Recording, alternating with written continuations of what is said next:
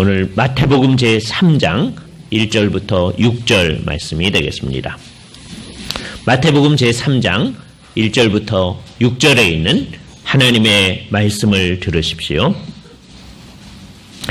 그때 세례 요한이 이르러 유대의 광야에서 전파하여 말하되 회개하라 천국이 가까이 왔느니라 하였으니 그는 선지자 이사야를 통하여 말씀하신 자라. 이르시되 광야에 외치는 자의 소리가 있어 이르되 너희는 주의 길을 준비하라 그가 오실 길을 곧게 하라 하였느니라. 이 요한은 낙타 토롯을 입고 허리에 가죽띠를 띠고 음식은 메뚜기와 석청이었더라. 이때 예루살렘과 온 유대와 요단강 사반에서 다 그에게 나와 자기들의 죄를 자복하고 요단강에서 그에게 세례를 받더니 주께서의 말씀을 사용하셔서 우리에게 필요한 은혜를 베풀어 주시기를 원합니다. 찾아서 마태복음을 통해서 우리 주 예수 그리스도에 대해서 공부를 하고 있는데 지금 지난주까지 2장까지에 있는 말씀, 예수님의 태어나심, 그다음에 어렸을 때의 모습, 이집트로 갔다가 오신 상황에 대해 생각했습니다.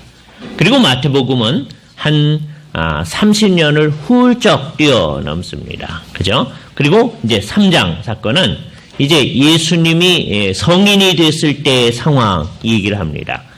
예수님은 조금 이따 이제 등장할 터인데 한 2주 후에 이제 나타날 겁니다. 어떻게 이제 등장할 거냐? 세례 요한과의 만남을 통해서 등장하게 될 겁니다. 지금 오늘 본문은 그 예수님과 만나게 되는 그 세례 요한에 대해서 소개를 합니다. 그때라는 말이 이제 그 즈음을 얘기하는 거죠. 2장 사건이 있을 그때가 아니고 예수님이 이제 나타날 그때를 얘기할 것입니다. 요한이라는 사람이 유대 광야에 나타났는데 그 사람이 나중에 보면 세례를 베풀어요. 그래서 우리가 그 사람을 다른 요한하고 구별하기 위해서 세례 요한이라고 얘기했습니다. 어떤 사람들 정확하게 하기 위해서 세례자 요한이라고 얘기하기도 합니다. 그죠? 그 세례 요한 자체만을 공부하는 것도 굉장한 일이죠. 저희 학교에 저희 동료 교수님 가운데 조병수 교수님이라는 분이 계신데 그분이 박사학위 논문을 독일에서 세례자 요한에 대해서 했습니다. 그러니까 어떤 사람이 박사학위 논문을 할 정도로 공부할 내용이 많은 내용이죠. 이 사람에 대해서 우리는 우선 여기서 한 2주 생각을 해보고 나중에 마태복음의 진행에 따라서 요한의 얘기가 나올 때 또 생각을 해볼 것입니다. 그게 요한이라는 사람이 나타나는 거죠. 그죠? 그 사람이 사람들한테 선포합니다. 전파합니다. 전파하여 말하되 이 전파라는 말은 선포라는 말이에요. 그죠? 지금 우리가 예배당에 와가지고서는 이 시간을 설교를 듣는다 이렇게 얘기하죠. 요 설교하는 게 선포하는 겁니다. 하나님의 뜻을 선포하는 거죠. 그죠? 예. 이때 이제 요게 아주 유명한 말이기 때문에 그냥 외워놓으셔도 되는데 그 선포한다라는 말을 케루소라고 그래요. 기억 안 나시는 분들은 카루소를 생각하시면 됩니다. 카루소가 아니고 케루소, 선포하는 거예요. 그래서 선포되어진 것을 이거는 다 아는 말이에요. 많은 사람이 쓰는 말이어서 케리그마라고 합니다. 그러니까 선포되어진 것. 그러니까 제가 지금 여러분한테 선포를 하잖아요. 그러니까 선포되어진 것, 설교되어진 것, 그게 케리그마예요. 그죠? 그게 굉장히 중요한 건데 그 말이 지금 마태복음에서 처음 사용되어지는 거예요. 요한이 나타나서 선포를 합니다. 사람들한테. 그런데 뭐라고 선포를 하느냐 하면 두 말이에요. 회개하라.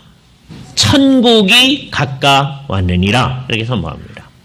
아마 요한이 이렇게 선포했을 것 같아요. 요한이 한국말로 회개하라. 천국이 가까웠느니라. 그렇게 얘기하지 않았죠. 일본말로 하지도 않았고 영어로 하지도 않았습니다. 그죠? 그 당시 유대인들이 쓰는 그 당시 유대인들은 아람어로만 얘기했기 때문에 아람어로 얘기를 했을 거예요. 그거를 여기 그 당시에 이제 전 세계 그 당시 전 세계에 가장 많이 사람들이 사용하는 언어 그거 갖다가 히라버라고 그래요. 코인의 그릭이라고 하는데 그거로 이제 번역을 해서 그대로 번역된 말이 회개하라 천국이 가까웠다. 이렇게 이제 번역을 해놨어요. 그죠? 그러니까 두 가지 말인데 하나는 해야 할 일입니다. 뭘 얘기하느냐? 회개하라고 선포를 합니다. 그죠?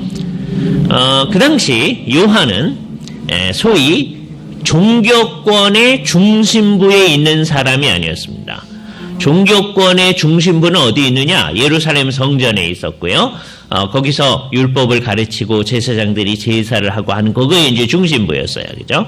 근데 저 유대 광야에서 멀리 떨어진 곳에서 이 사람이 유대인들을 전부 다 놓고 회개하라 이렇게 얘기하는 거예요. 그죠? 회개하라는 말은 벌써 뭔가가 잘못되어 있다고 하는 걸 표현하는 거죠.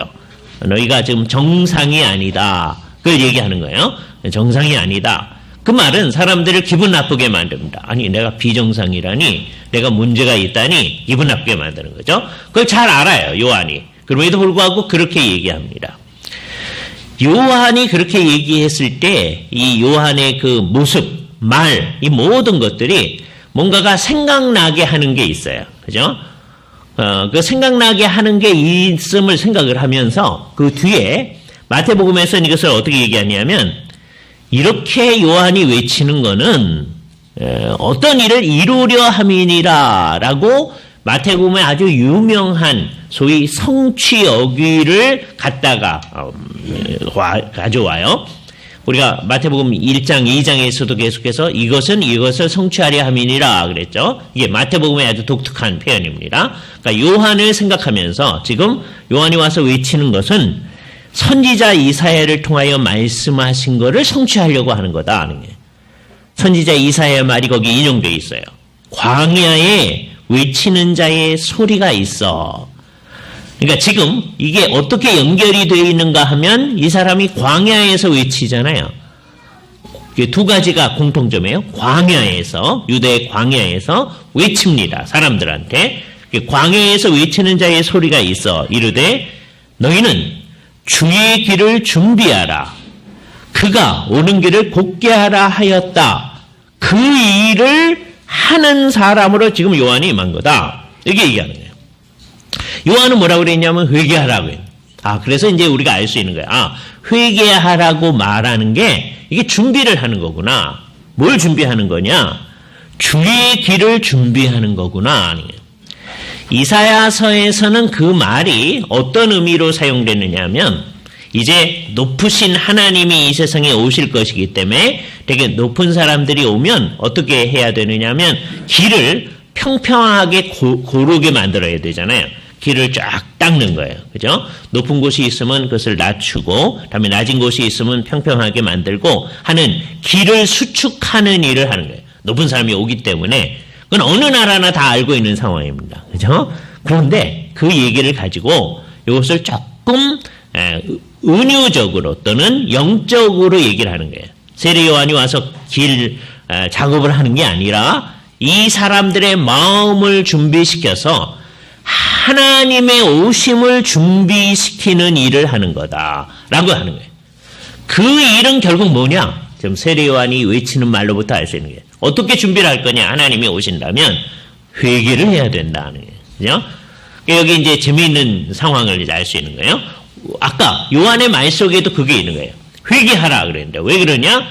하나님의 나라, 즉 천국이 가까이 왔기 때문이다. 그죠? 하나님의 나라, 천국에 대해서 우리 지난번에 잠깐 봤습니다. 마태복음을 통해서 좀 더 잘 볼 거예요. 이제 이게 어떻게 나타나는지를 마태복음을 계속 들으시면서 이제 알아야 됩니다. 우선 여기서는 어떻게 얘기하냐면 하나님 나라가 가까이 왔다는 거예요. 이 얘기를 들을 때 우리들은 이 얘기를 처음 듣는 사람들은 그게 뭔데요? 천국이 뭔데요? 이렇게 얘기할 수 있습니다. 근데 유대인들은, 그 당시 이 얘기를 듣던 유대인들은 옛날서부터 하나님 나라가 오는 것을 마음속으로 기대하고 있었어요. 옛날에 선지자들이 말하기를 하나님 나라가 올 거다, 천국이 올 거다 라고 하는 마음을 다 가지고 있었기 때문입니다. 마태복음에서는 하나님의 나라를 가끔 가다가 하나님 나라라고도 쓰지만 대부분은 천국이라고 씁니다. 천국, 하늘나라 이렇게 써요. 이거를 말뜻을 풀이하면 안 돼요. 우리는 그런 성향이 강해요. 하늘나라 그러면 저 하늘에 있는 나라 자꾸 그렇게 생각을 해요. 그게 아닙니다. 지난번에도 잠깐 말씀드렸지만 유대인들은 하나님이라는 말을 말하기를 꺼려했어요.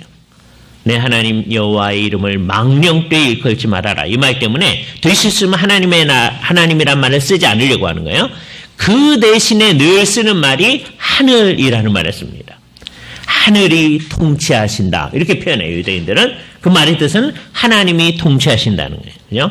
그러니까 이때 말하는 하늘은 그냥 그 비인격적인 하늘 그게 아니에요. 그죠? 실제로 인격을 가지고 통치하시는 분이 있음을 전제로 하는 겁니다. 그죠? 우리나라 사람들도 그런 마음을 가지고 있는 거죠.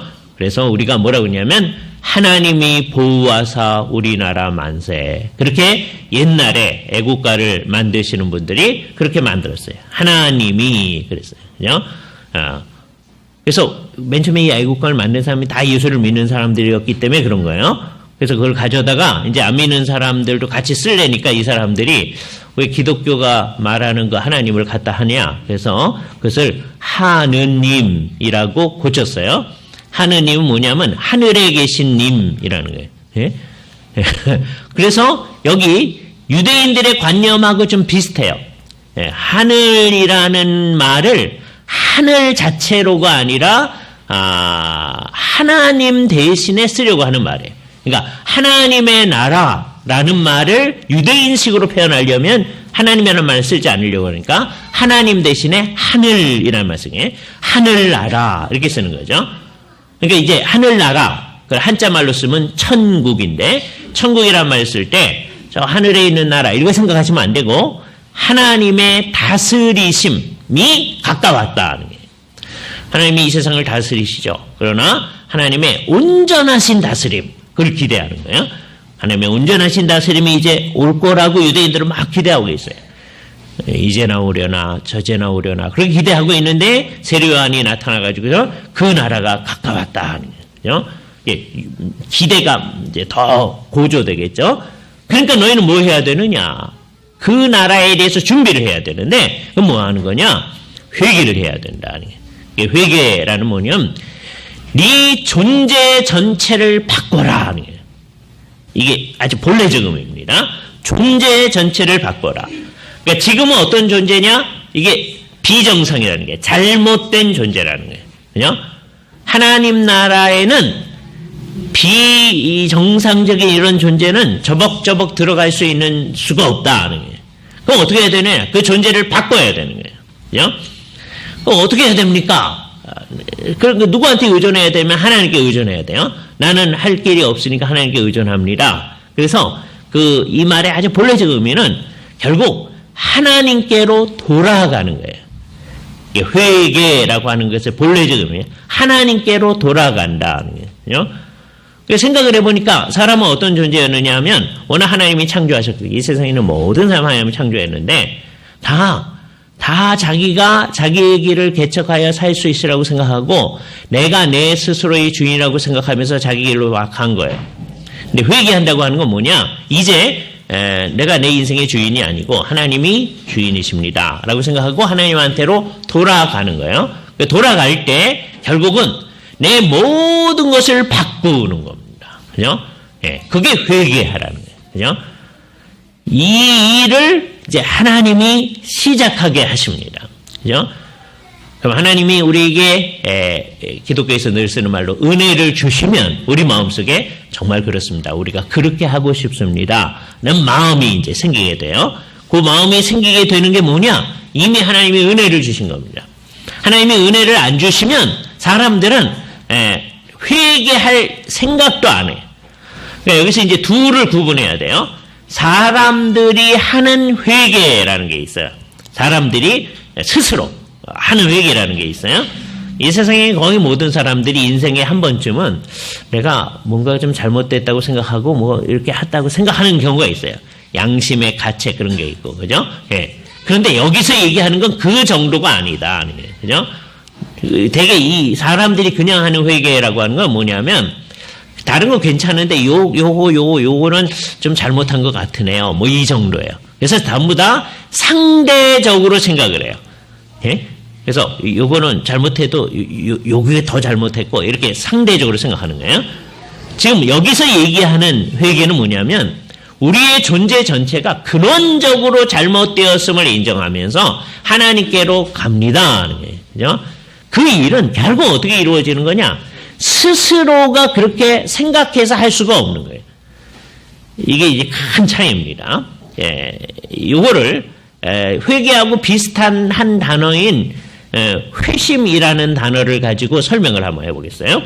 회심이라는 단어를 요즘 많이 사용해요. 근데 옛날에 이제 기독교권에서 회심이란 말을 쓰기 전에 이미 불교에서 이 말을 썼어요. 회심.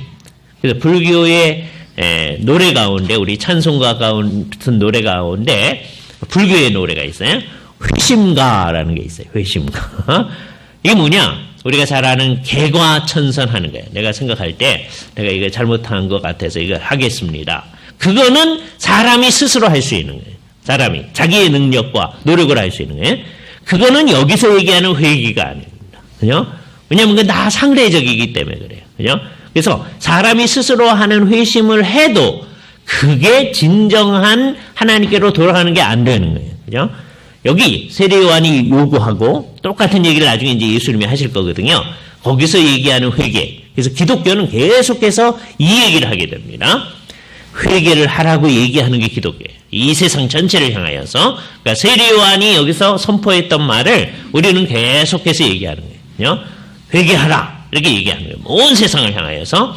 그때 이 얘기를 하는 그 선포자 자신도 하나님께로 돌아가면서 하는 거예요. 자기는 안 오면서 하는 게 아니고, 그다음에 기독교의 전체도 우리를 계속해서 고칩니다. 존재 전체를 고칩니다. 하면서 얘기를 하는 거죠. 그러면서 우리가 어떻게 하냐? 이 세상 전체를 향하여서도 이게 지금 비정상이다. 제대로 돼야 된다. 라고 외치는 거예요. 그래서 기독교를 이제 세례 요한서부터 우리가 뭐라고 얘기했냐면 회개의 종교라고 말할 수 있습니다. 그죠? 그래서 우리가 말하는 회심이라는 말은 옛날에 불교에서 회심가 할 때 회심하고는 성격이 달라요. 이거는 내 스스로 만들어낼 수 있는 게 아니고 하나님께서 은혜를 베풀어 주시고 성령님을 통해서 내 존재 전체를 근원적으로 바꿔주실 때 내가 인생의 방향을 전환해서 하나님께로 가는 것, 이게 기독교가 말하는 회심이에요. 그래서 이제 우리 시대에는 우리가 이제 젊은 사람들이 불교의 회심을 잘 모르기 때문에 회심이라고 해도 전혀 문제가 없어요. 근데 나이가 많으신 분들한테는 이걸 고쳐서 얘기를 했었어야 돼요. 옛날에. 우리 시대에는 전혀 그럴 필요가 없어요. 왜냐하면 회심이란 말 자체를 모르거든요. 그죠? 그래서 이거 새롭게 배우면 되니까. 그런데 옛날 사람들은 이제 옛날 목사님들 가운데서 이런 모든 걸 잘 아시는 분들 뭐라 했냐면 우리가 얘기하는 이 하나님께로 돌아감이라고 하는 거는 뭐라고 해야 되냐? 그래서 영어로는 그게 conversion이라는 단어예요. conversion. 방향을 전환한다는 거예요. 그죠? 나는 여태까지 하나님하고 상관없는 방향에 살고 있었었는데 이제 내 마음대로 살고 있었는데 내 목적을 이루기 위해서 그 목적을 이루는 게 다양한 거예요. 어떤 사람은 아주 작은 인생의 목적을 이루게 살기도 하고 아예 그게 없이 살기도 합니다. 요즘 젊은이들 가운데는 그게 훨씬 더 많아요. 왜 사느냐고 문제예요. 그냥 사는 거예요. 네.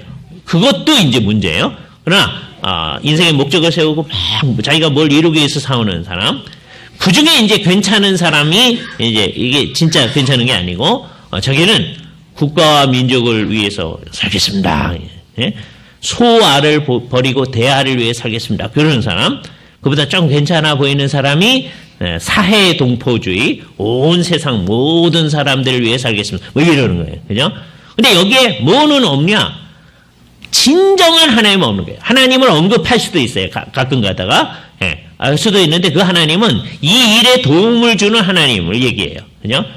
근데 이제는 하여튼 그렇게 살았었는데 이제 그 모든 것을 고쳐서 모든 것을 하나님 중심으로 삽니다. 하나님에게로 정말 돌아가서 인생 전체를 그렇게 삽니다 하는 것이 우리가 말하는 방향 전환이에요. 그래서 옛날에 어떤 분이 이것을 변개라고 해서 변개, 예, 개변 또는 변개, 컨버션을 그렇게 번역합니다. 예? 우리 시대에는 그걸 회심이라고 해도 별 문제 없어요. 왜? 옛날에 불교의 회심이란 말을 우리가 모를 뿐만 아니라 회심을 이제 거의 기독교에서 쓰기 때문에 그냥 써도 상관은 없어요. 예. 그러니까 그게 회개예요. 그죠? 그래서 세례요한이 그 얘기를 외쳤고 이제 우리도 그 얘기를 외칩니다. 예수님도 할 거고. 그러니까 제일 처음 하는 얘기가 우리를 기분 나쁘게 하는 얘기를 하는 거예요. 넌 지금 비정상적이다. 그죠? 비정상적 존재다. 이 세상에 그 얘기를 하던 사람들이 있어요. 또 안 믿는 사람들 가운데서도. 예? 20세기 초기에 실존 철학자인 마틴 하이데거라는 사람이 이 세상에 있는 사람들은 다 비본래적 실존인데 그 비본래적 실존에서 진정한 실존으로 돼야 된다. 그런 얘기예요. 근데 여기에 문제는 뭐냐면 이 사람도 결국은 인간 스스로 할 수 있는 변화를 얘기하는 거예요. 우리가 그렇게 할 수 있다는 거예요. 딱 결단을 하면 할 수 있다는 거예요. 근데 이게 성경이 말하는 회개, 성경이 말하는 변개하고는 성격이 다르다. 이거는 스스로 결단한다고 될 수 있는 게 아니에요. 우리의 삶의 생각으로도 알 수 있습니다. 우리가 흔히 작심삼일 하잖아요. 딱 결단하고 뭐 해봤다. 어떤 사람은 한 30년 가기도 하죠. 그게 어떤 사람은 3일 갑니다. 3일도 못 가는 사람도 있어요. 예? 우리의 결단이라고 하는 게 얼마나 연약한 것인가. 그래서 우리는 이 돌이키는 것도 하나님과 관련해서 하나님이 해 주시는 거예요. 그래서 이제 우리 뭘 하느냐. 세례요한의 얘기는 이제 예수를 믿는다라고 하는 건 어떻게 되는 거냐면 이 돌이키는 그 일을 하나님이 시작하셨습니다. 그래서 하나님이 시작했기 때문에 그 하나님 때문에 내가 이제 돌이키는 일을 시작한 거예요. 그렇게 한 사람을 회개한 사람이라고 그래요. 다음에 이 회개한 사람은, 돌이킨 사람은 어떻게 하느냐. 날마다 회개합니다. 한 번 회개하고 끝나는 게 아니고, 이게 흥미로운 거예요. 한 번 회개해서 하나님께로 온 사람은 이제 하나님께로 온 거예요. 인생의 방향은 바꿨어요. 이쪽으로부터 하나님을 향해서 바꿨습니다. 이거는 도무지 변하지 않아요. 계속 하나님을 향해 살아나가는 거예요. 이제 나는 하나님을 위해서 삽니다. 이렇게 사는 거예요. 예수를 믿는다고 하는 게 그겁니다. 그런데 그렇게 하나님 위해 사는 사람들은 이제 스스로를 날마다 돌아보게 돼요. 하나님의 성령님 힘에 의해서. 그러면 자기 안에 또 자기의 삶의 내용 가운데 온전히 하나님을 향해 살지 아니한 부분을 늘 발견해 나갑니다. 그거를 또 회개하는 거예요. 한 번 회개한 사람들은 계속해서 회개해 나갑니다. 그것을 요구하는 거예요. 왜 회개가 필요하냐? 하나님의 나라가 가까이 왔기 때문에. 지금 오늘의 본문에서는 우선 그 얘기만 해야 돼요. 가까이 왔다. 이게 이제 어떻게 되는지는 마태복음을 다 공부하다 보면 좀 더 공부할 거예요. 하나님 나라가 가까웠기 때문에 세례요한이 사람들한테 회개하지 않으면 하나님 나라가 이제 나중에 우리에게 온다고 했을 때 큰일이 난다는 거예요. 그죠? 다음 주에 드릴 말씀을 미리 잠깐 드린다면 3장 그 뒷부분을 잠깐 보시겠습니다. 10절부터 보겠습니다. 이미 도끼가 나무 뿌리에 놓였으니 그렇게 얘기하는 거예요. 그죠? 그래서 어떻게 하느냐? 도끼가 나무 뿌리에 놓여서 도끼를 가지고 쳐낸다는 거예요. 그죠? 그래서 나중에 그렇게 회개하지 않는 사람은 맨 마지막에 찍혀 불에 던져지리라. 이게 비유적인 말이에요. 찍혀서 불에 던져질 거다. 나무가 제대로 된 나무가 아닐 때는 우리가 찍어가지고 불에 던지잖아요. 그 비유를 하는 거예요. 우리의 삶이 이제 하나님께로 돌아가지 않았을 때 그게 그래도 그냥 한 세상 그냥 잘 산 거다라고 그냥 끝나고 마는 게 아니고 나중에 하나님께 돌아가지 않은 삶은 전부 다 어떻게 될 거냐? 찍혀 불에 던지우는 일이 되어진다. 그러니까 하나님 나라가 이제 오게 되면 그때까지 회개하지 않은 사람들은 찍혀 불에 던지우는 그 비유적인 말이에요. 그러니까 영원한 형벌을 받게 되는 거예요. 그러지 않으려면 너희는 하나님께로 돌이켜야 된다는 거예요. 이게 이제 우리 앞에 있는 상황입니다. 이 말 앞에서 우리는 뭐 그러라고 하죠. 그런 사람도 있고, 뭐 그러겠어요? 전혀. 예? 그러니까 이걸 안 믿는 사람들이 있고, 뭐 그러면 불에 가죠 뭐. 이런 사람도 있어요. 그죠? 찍혀서 불에 던지우는 게 얼마나 무서운지를 생각하지 못하기 때문에 그러는 겁니다. 그죠? 예. 근데 이렇게 마음이 약한 사람들은 그러면 안 되는데요. 그죠? 예.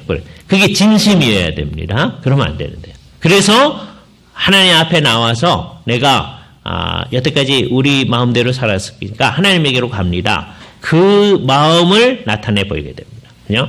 기독교는 처음서부터 그 일을 하는 거예요. 그죠? 요때서부터 계속해서 이 세상, 온 세상에다가 이 얘기를 하기 시작한 거예요. 회개하라고요, 아니. 상대적으로 보면 옛날 세례요한이 이 얘기를 할 때보다도 훨씬 더 많은 사람이 하나님에게로 돌아와 있어요. 그때 세례요한이 이 얘기를 할 때 몇몇 사람들이 유대 광야로 나아가서 세례요한의 말을 듣고서는 자기의 죄를 고백하고 세례를 받았습니다. 그래서 이 세례요한의 세례의 성격이 나타나는 거예요. 세례요한의 세례는 회개를 위한 세례였다. 회개를 위한 세례였다. 요 세례하고 이제 우리가 예수님을 믿어서 받는 세례하고 연관성이 있고 차이점이 있습니다.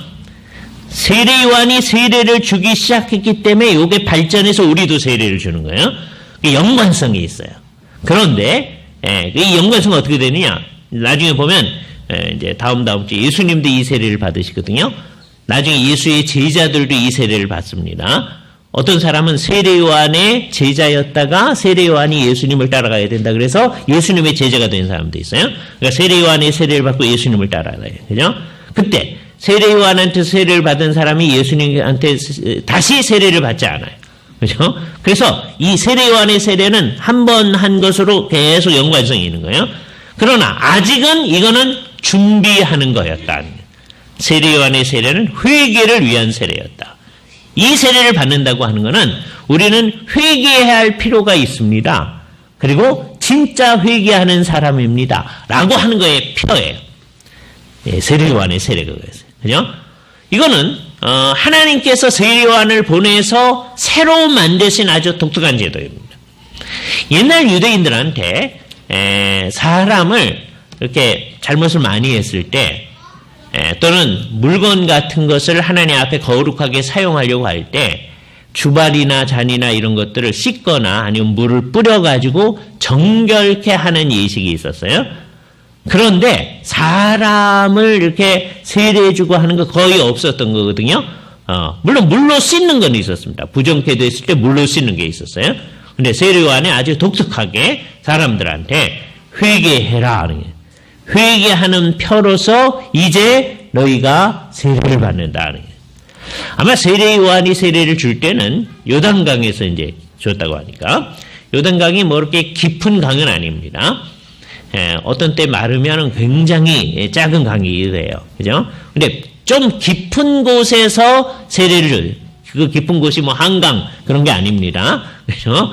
그래서 깊은 곳이 뭐 요 정도 오고 뭐 그러는 거예요. 그죠?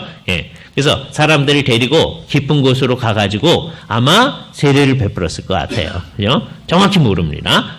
그러나 아마 요단강에서 사람을 이제 붙잡고 안으로 들어가게 했겠죠. 그리고 이렇게 세웠을 겁니다. 그죠? 물에 들어갔다 나오는 방식으로 아마 세례요한은 세례를 베풀었어요. 그럼 뭘 뜻했느냐? 상징적으로 이제 내 존재 자체가 없어지고 새롭게 되어진다는 표현으로 그렇게 하는 거예요. 그죠? 이걸 이제 나중에 예수님의 세례에서 다시 한번 우리가 보게 될 겁니다. 그러니까 사람들을 그런 표로서 세례를 베풀었다. 우리의 존재 전체를 새롭게 한다고 하는 의미다. 그러니까 이 회개라는 말에 대해서 그냥 마음을 고쳐 먹는다 그 정도로 생각하시면 안 됩니다. 그거는 회개가 아니다. 내 존재 전체를 새롭게 하는 거예요. 그러니까 예수를 진짜로 믿는다고 하는 건 뭐냐? 내 존재 전체가 여태까지 하나님을 향해서 안 살았었습니다. 산다고 하면서도 그게 엉터리였습니다. 근데 이제 내가 그런 존재로 살겠습니다. 내 모든 것을 하나님을 위해 살겠습니다. 라고 하는 거예요. 그러니까 회개하고 세례를 받은 사람은 이제 삶을 새롭게 사는 겁니다. 삶을 새롭게 사는 사람으로서 삶 전체가 다 방향이 나는 하나님을 위해 산다라고 하는 게 분명해져요. 그죠? 그렇게 사는 사람은 이제 생각을 해야 되는 거죠. 그죠? 회개한 사람다우게 생각을 하는 거예요.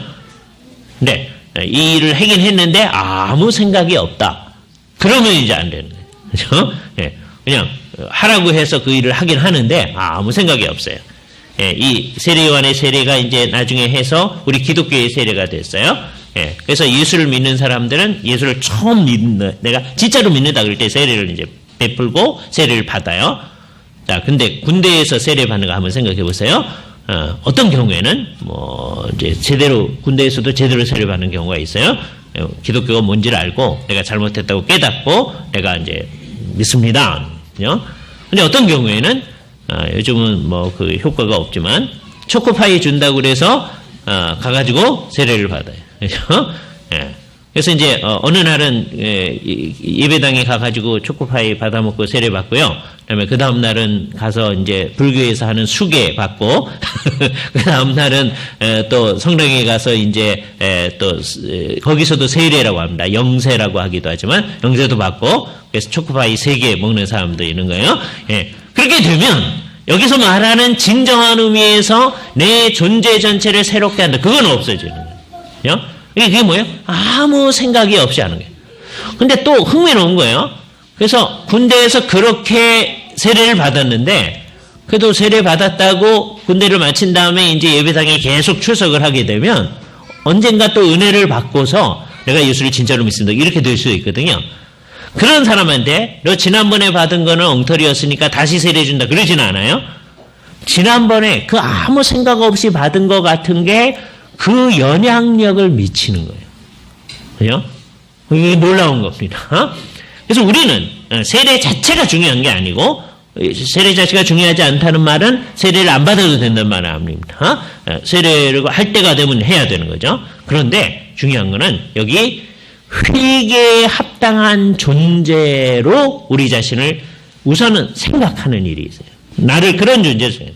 나는 이제 여기 이제 함이 되어 있는 게 뭐냐면 이게 다 이제 모든 게 다 들어가면 세례요한이 준비한 게 뭐예요? 결국 주의 길을 예배하는 거예요. 주님은 누구예요? 우리 주 예수님이시죠. 그분은 하나님으로서 이 세상에 오심이라고 그랬어요. 그죠?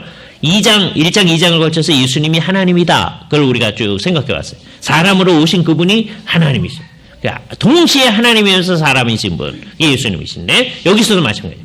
주께서 오시는데 주께서 사람의 모습을 하고 이제 이 세상에 오시는 거예요. 그 일을 준비하는 거예요. 그래서 그 주님은 이 세상에 오셔서 우리를 위해서 십자가에 달려 죽으셔서 살을 찢기시고 피를 흘리셔서 우리로 하여금 하나님 앞에 새롭게 될 수 있게끔 모든 일을 하십니다. 그래서 우리의 회개라고 하는 게 결국은 예수 그리스도의 십자가 사역과 부활 사역의 근거에서 있어지게 되는 거예요. 예? 지금 세례요한의 사역은 그걸 준비하는 겁니다. 사람들한테 회개해라. 아직 십자가를 모르면서 사람들은 회개하고 그래요. 그러나 이 일의 온전한 의미, 그것이 완전히 그 모습을 쫙 폈을 때 공작 같은 걸 한번 생각해 보세요. 공작이 꼬리를 길게 늘어뜨리고 있을 때도 공작이죠. 근데 공작이 역시 공작다우려면 그 날개를 쫙 폈을 때 그게 공작이죠. 그렇죠? 예. 이 회개의 진정한 의미는 언제서야 드러나느냐? 우리 주 예수 그리스도의 십자가와 부활의 빛에서 우리가 새롭게 될 수 있는 모든 일을 예수님이 다 해준 그 빛에서 그것 때문에 내가 회개합니다. 그게 진정한 의미의 회개가 나타나는 거예요.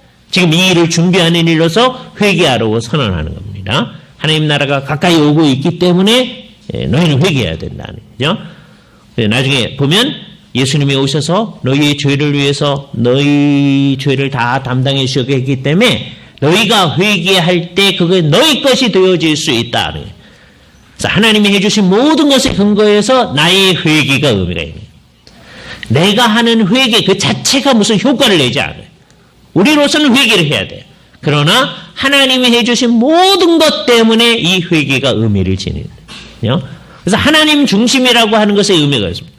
내가 회개를 하는데 내가 중요하지 아니하고 회개를 내가 해야 돼요. 근데 하나님이 해주신 것 때문에 감사하게 됩니다. 그러니까 내가 뭘 한 것이 전혀 중요하지 않은 게 회개예요. 이제 이게 나중에 엉터리가 되면 어떻게 되냐면 우리가 회개했잖아요. 회개한 게 공로가 되는 거예요. 그거 말이 안 된다는 거예요. 그렇죠? 회개를 안 해도 좋은 게 아니에요. 회개를 해야만 해요. 근데 그게 뭐예요? 하나님이 다 해주신 거예요. 우리는 심지어 회개조차도 하나님이 다 할 수 있게 해주신 것 때문에. 그래서 우리는 하나님 앞에 회개하고 내 존재 전체를 정말 하나님 중심으로 사는 생각을 하고 그런 존재 방식을 가지고 사는 거예요. 그래서 언제나 두 가지가 분명해야 됩니다. 나의 생각과 존재 방식의 생활 방식이에요. 내 생각을 매일매일 생각할 때 내가 회개하는 것도 하나님이 하게 해주셔서 합니다. 그런 거예요. 그래서 진짜 회개를 해야죠. 이거를 이용하면 안 돼요. 하나님이 하게 해주신다면서요. 하세요. 왜 안 하세요? 하나님 안 하셔서 나 회개 안 해요. 그러시면 안 돼요. 예? 우리가 회개를 해야 됩니다. 그죠? 성경 말씀을 깨달을 때마다 회개하고 나가야 돼요. 그리고 깨달게 해주신 분이 하나님이시니까 하나님 앞에 회개를 하는 거예요. 그죠? 근데 중요한 건 그 생각만 그렇게 하는 게 아니라 이 회개했다고 하는 건 하나님 중심으로 사는 거잖아요. 월요일서부터 토요일까지 살 때 내 그 사는 그 삶을 어떻게 하나님 중심으로 생각하며 살아야 되는지를 또 생각하면서 날마다 사는 거예요. 가장 이상적일 때는 어떻게 하는 거예요? 늘 그 의식이 하나님에 대한 의식으로 가득 차서 매일매일을 사는 거예요. 가장 이상적일 때는. 그게 잘 안 되시면 어떻게 해야 되느냐? 아침에 일어나서 하나님 생각하기는 좀 되잖아요. 혹시 그것도 안 되시면 저녁에 잘 때, 주무실 때 그때는 하기 쉽잖아요. 그죠? 하루를 정리하셔야 되니까. 그죠? 그러니까 이제 가장 이상적 상황은 어떤 상황이에요? 항상 하나님 자신으로 가득 차 있어야 돼요. 그러나 그걸 못하시면, 그거 안 되면 아침에 일어날 때 하나님을 생각하세요. 오늘 내가 어떻게 하나님 중심으로 나의 삶을 살아야 되나요? 그죠? 저녁에 주무실 때 하루를 생각을 하시면서 내가 그렇지 못한 게 뭐 있는가 생각하면서 하나님, 나 이렇게 하나님 중심으로 못 산 게 이런 게 있는데 내일은 할 수 있게 해주세요. 이렇게 하는 거예요. 이게 좀 더 이제 공식화 되려면 아침에 일어나서 기도하시고 성경 한 곡 보시고 저녁에 주무시기 전에 성경 한 곡 보시고 그러시면 좀 도움이 되죠. 그렇죠? 예. 그래서 살아나가는 일을 시작하는 거예요. 이게 하나님 앞에서 회개한 사람답게 사는 겁니다. 그렇죠? 그러니까 회개는 맨 처음에 예수 믿을 때 한 번 하는 거지만 우리들은 그 회개한 존재 방식을 계속해서 가지고 있는 거예요. 그래서 이상합니다. 이 세상의 진정한 그리스도인들은, 그리고 진정한 교회는 개개인을 그리스도인, 그리고 우리 공동체를 교회라고 하는데, 진정한 그리스도인과 공동체, 교회는 항상 회개합니다. 회개했기 때문에 그리스도인이고 회개했기 때문에 교회거든요. 그런데 그런 사람들은 항상 회개합니다. 그럼 가짜는 누구냐? 하나님 앞에 회개하지 않는 사람, 그 사람은 그리스도인이 아니죠. 하나님 앞에 회개하지 않는 공동체, 주께서 많은 은혜를 주셔서 하나님의 은혜 속에 있는 교회가 가끔 가다가 정신을 못 차리면 이만하면 좋다, 우리는 괜찮다, 그럴 수가 있는 거예요. 그거는 교회가 아니다. 교회라고 하는 이름을 가졌지만 교회가 아니다. 교회 공동체는 항상 하나님 앞에 회개하는 거다. 그래서 예수님의 사역을 준비할 때 언제나 요구한 게 뭐예요? 회개하라는 거예요. 그래서 우리들 가운데서 정말 우리의 삶 전체를 주를 위해 살지 아니하는 사람은 오늘이라도 하나님을 향해서 우리의 인생의 방향을 돌이켜야 됩니다. 이미 돌이킨 사람들은 우리에게 그 돌이킴에 합당하지 않은 존재 방식, 그런 생활 양식이 뭐가 있는가 하는 걸 찾아서 그거를 날마다 고쳐가야 돼요. 그죠? 여기 우리들 가운데서 미술을 하는 사람이 있다고 해봅시다. 그죠? 무슨 작품을 하는 거예요. 그때도 하나님이 생각나야 돼요. 그때 하나님을 생각하면서 내가 어떤 작품을 해야 될 건가. 예? 그게 우리의 작품 활동에 나타나야 되는 거죠. 그죠? 예. 나는 주일날은 예배를 하지만 내가 이거 할 때는 하나님이고 뭐가 없어요. 이렇게 되면 우리는 이거를 갖다 우리 뭐냐면 정신분열증이라고 합니다. 한국에 상당히 많은 예수 믿는 사람들은 이런 정신분열증을 가지고 삽니다. 예배할 때는 하나님 중심, 그다음에 이 세상에 살 때는 그냥 나 중심. 그러다 이제 정신분열증이 되면 안 되잖아요. 그러니까 어떻게 되느냐? 이 나 중심을 중심으로 해서 신앙생활도 바꾸는 거예요. 왜 하나님을 섬기느냐? 내가 잘 되기 위해서, 내가 축복받기 위해서, 이 세상에 내 편한 삶이 있게 하기 위해서, 그래도 사람다운 삶을 누리게 하기 위해서 나는 하나님 섬기며 산다. 이렇게 되면 이게 정신분열증이 아니에요. 딱 하나를 위해 사는 사람이에요. 자기를 위해 사는 겁니다. 하나님을 사랑하는 것도 자기를 위해 사는 거예요. 그죠? 우리는 뭐 하는 거예요? 이제 자기 중심으로부터 하나님 중심으로 바뀌어야 돼요. 그게 세례 요한이 얘기한 회개라는 말입니다. 우리가 그 모습이 우리 속에 잘 나타날 수 있기를 바랍니다. 다음 주일날 회개한다고 온 사람들 앞에 세례 요한이 하는 말을 조금 더 들어보겠습니다. 우리가 어떻게 하는 게 진짜 하나님 앞에 회개하는 것인지를 다음 주를 기대해 주시기 바랍니다. 같이 기도하시죠. 거룩하신 주님, 오늘도 주의 말씀 앞에 서서 세례 요한이 이스라엘 백성들 앞에 선포하는 소리를 들었습니다. 저를 광야에서 외치는 자의 소리라고 말씀하셨음을 우리 기억하옵나이다. 이 소리가 세례 요한을 통해서만 선포되어지는 것이 아니라 우리의 존재 방식을 통하여서도 온 세상에 선포되어질 수 있도록 하여 주시옵소서.